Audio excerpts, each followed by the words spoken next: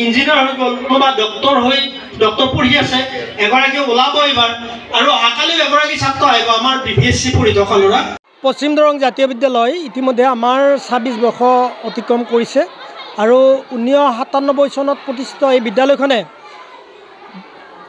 2008 বৰ্ষৰ পৰা ইতিমধ্যে প্ৰৱেশিকা পৰীক্ষাত অৱতীৰ্ণ হৈ এতিয়ালৈকে আমাৰ 17টা দলে মেট্ৰিক পৰীক্ষাত অৱতীৰ্ণ হ'ল, আৰু উচ্চতৰ মাধ্যমিক খণ্ডটো ইতিমধ্যে তৃতীয় বেটছে আমাৰ অৱতীৰ্ণ হৈছে। নিশ্চয় আমি আশা কৰিছোঁ আমাৰ ৰিজাল্ট পাতি নিশ্চয় ভাল হ'ব।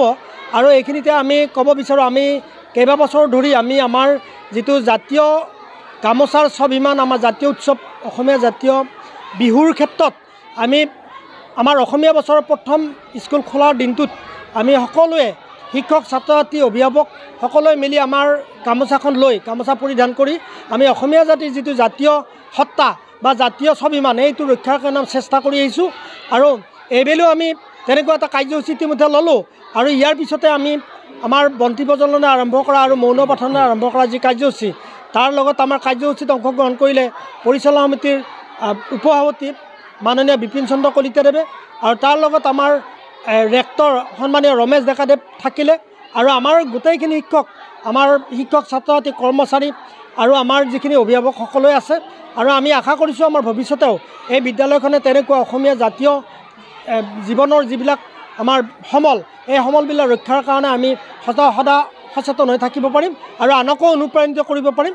আৰু আমাৰ এইবেলিও আমি সকলোৰে আশীৰ্বাদত আমাৰ যথেষ্ট শতাধিক আমাৰ নামভৰ্তি হৈছে বিভিন্ন শ্ৰেণীত, আৰু আমি আশা কৰিছোঁ আমাৰ আগন্তুক আৰু নামভৰ্তি হ'ব।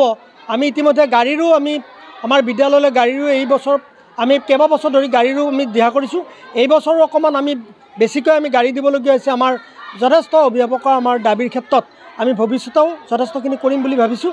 আৰু আমাৰ এই বিদ্যালয়খনৰ যি আমাৰ মহিমা, এই মহিমাৰ ক্ষেত্ৰত আমাৰ সমূহ ৰাইজ, অঞ্চলৰ ৰাইজ আৰু সকলোৰে আশীৰ্বাদ থকাৰ কাৰণে হয়তো আমি অসম ভিত্তিক কেইবাটাও প্ৰতিযোগিতামূলক পৰীক্ষাত এইবেলিও আমি উজলি উঠিছোঁ। নিশ্চয় আমি সংবাদ মাধ্যমৰ জৰিয়তে পাইছে।